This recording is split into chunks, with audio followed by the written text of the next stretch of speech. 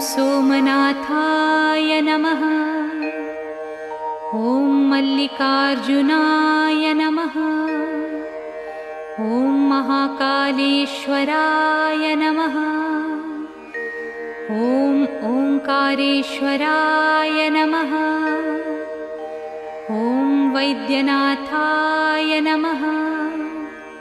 ॐ भीमशंकराय नमः। ॐ रामेश्वराय नमः। ॐ नागेश्वराय नमः।